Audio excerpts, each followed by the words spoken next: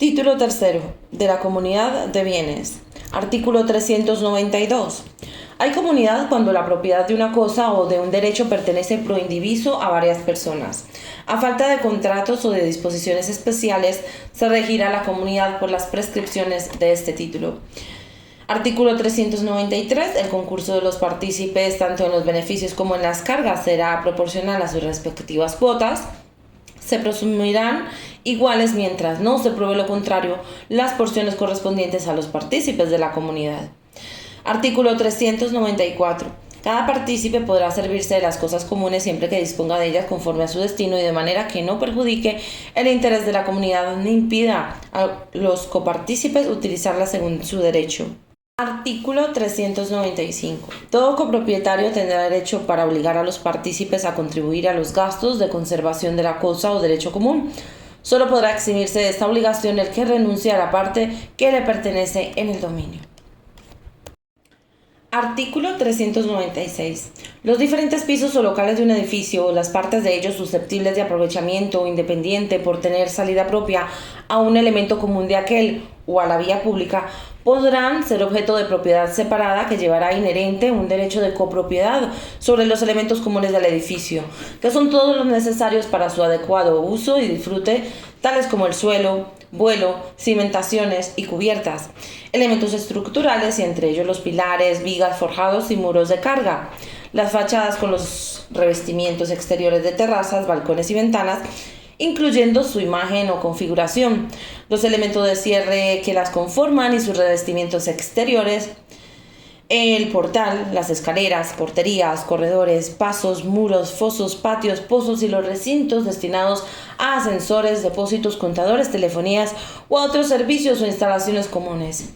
Incluso aquellos que fueren de uso privativo, los ascensores y las instalaciones, conducciones y canalizaciones para el desagüe y para el suministro de agua, gas o electricidad, incluso las de aprovechamiento de energía solar, las de agua caliente, sanitaria, calefacción, aire acondicionado, ventilación o evacuación de humos, la detección y prevención de incendios, las de portero electrónico y otras de seguridad del edificio, así como las antenas colectivas y demás instalaciones para los servicios audiovisuales o de telecomunicación, todas ellas hasta la entrada al espacio privativo, las servidumbres y cualesquiera otros elementos materiales o jurídicos que por su naturaleza o destino resulten indivisibles.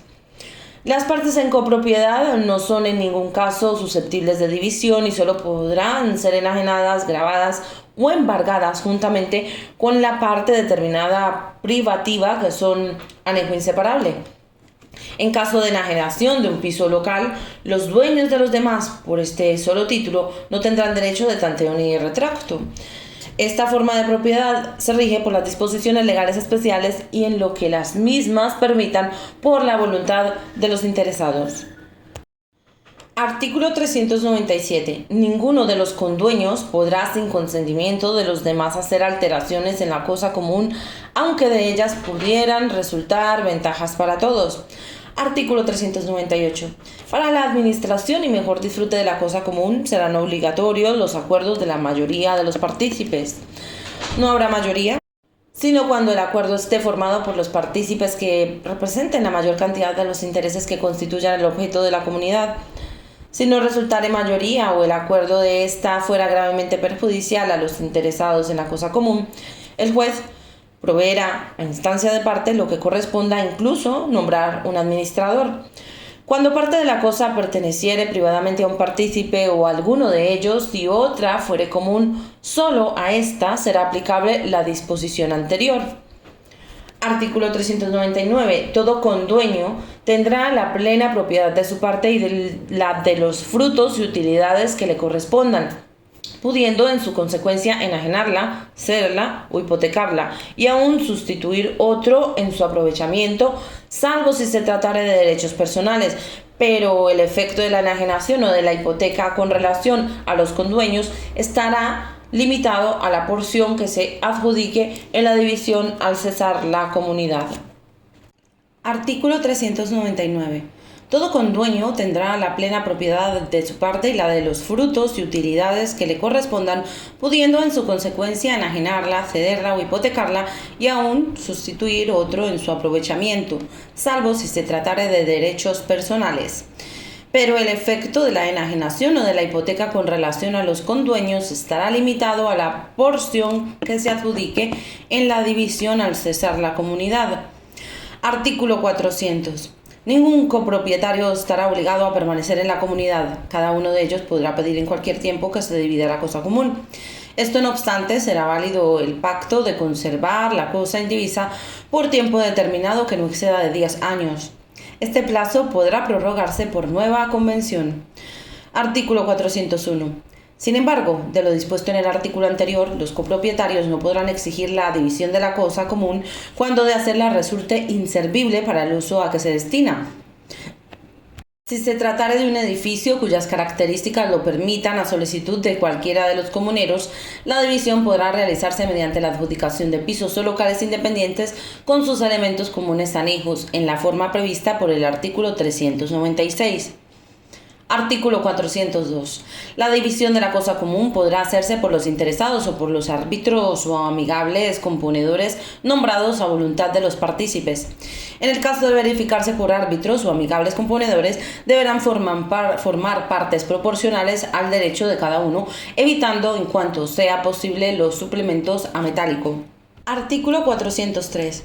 Los acreedores o cesionarios de los partícipes podrán concurrir a la división de la cosa común y oponerse a la que se verifique sin su concurso, pero no podrán impugnar la división consumada, excepto en caso de fraude o en el que, de haberse verificado no obstante la oposición formalmente interpuesta para impedirla, y salvo siempre los derechos del deudor o del cedente para sostener su validez. Artículo 404.